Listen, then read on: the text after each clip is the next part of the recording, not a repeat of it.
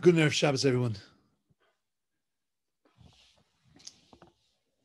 Here we are, Parsha Vayishlach. We're at the famous event of Yakov going to meet Esav. And the night before he was going to meet Esav, he got attacked by Sarah Shel Esav, by the archangel of Esav.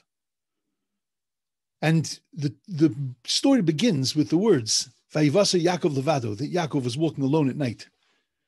And that tells us an amazing thing, that when a person feels alone, when a person feels disconnected, that's when he's vulnerable. That's when he's most vulnerable. And that's its own parsha, its own story. And we need to think about that a lot. And then it says, Vayovik Ishimu, that the person fought with him. It doesn't say that he fought with him in the normal words that he used in the Torah to tell me that there was a fight that was going on, that one was beating the other or hitting the other. But it uses the word Vayovik, which means the word avak, dust. They were dusting with each other. What does that mean? What's the implication? What's the Torah trying to tell us? Choosing the word that their fight was about, Vayovik Ishimo, that it was about avak, it was about dust.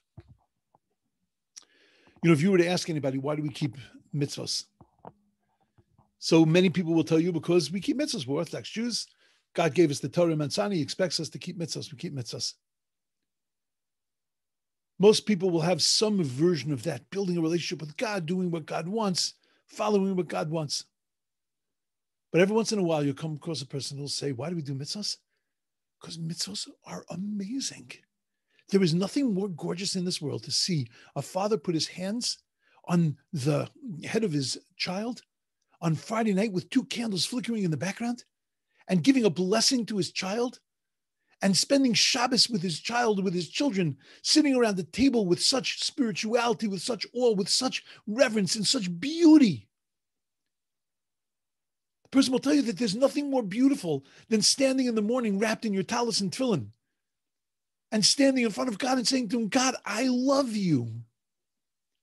There's nothing more beautiful in the world than a family celebrating together, learning together, living together, growing together.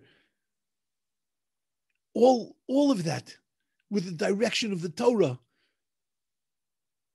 with the atmosphere of the Torah, with the values of the Torah.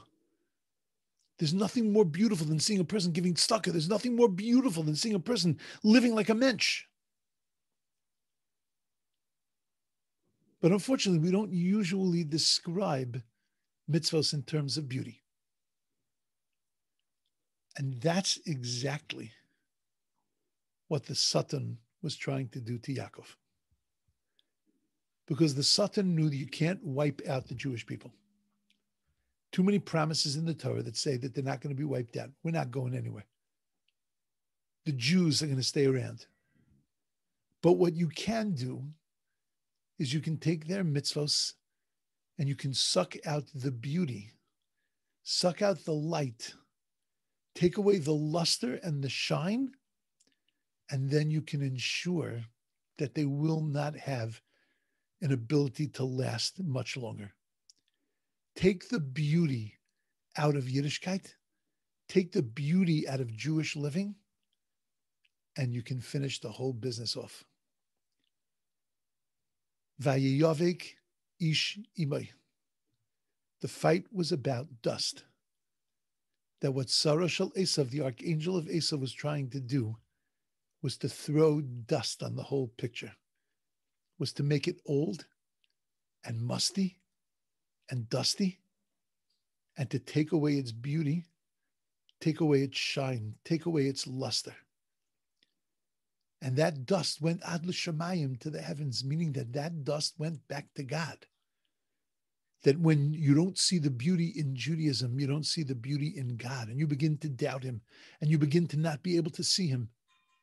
If the mitzvos aren't beautiful, then the mitzvah is not beautiful. Then the one who commanded you is also not beautiful.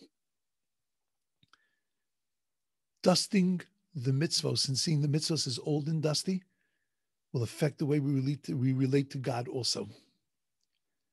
And this battle was ad alois hashachar, until the sun, the beginning of dawn, until Yemaisa Mashiach, Messianic times. This battle is going to be with us. And that in every generation is what Satan is trying to do. Make it dusty, make it old, cover over the beauty, take away the shine. And at the end of the fight, Yaakov Avinu turns to the angel after the angel said to him, "What's your name?" And he told him, "My name is Yaakov." And he said to him, "No, your name is not Yaakov, your name is now Yisrael." So Vayishlach Yakov, Yaakov says to him, "Vayomer agidon shmecha, tell me your name." Vayomer, and the angel says to him, "Lama zeh tishal l'shmi," which we translate as, "Why are you asking my name?" Vayivarech osel sham, and he blessed him, and that was it. End of story.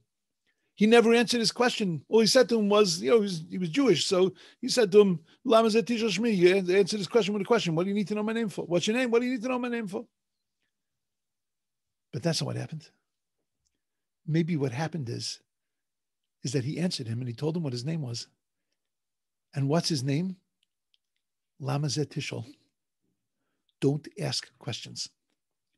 Don't care. Don't have your interest piqued. Don't look at this and say, "Wow, this is amazing, this is beautiful. I want to understand more about this." Just do. Do what you got to do. Do your business. Do what you've been commanded to do and don't worry about it. Oh, that's a guarantee that the whole thing is going to be dusty. In just a few years, in a few generations, it's gone. But no, ask about it. Inquire about it. Be interested in it. See something incredible in it that you want to explore and you want to deepen. And then it can be passed on to the next generation. You can't just pass on teglach and hamantashen and latkes. It has to be beautiful. It has to be part of a deep system. It has to be part of something that has an inherent beauty. Sutton's a smart person.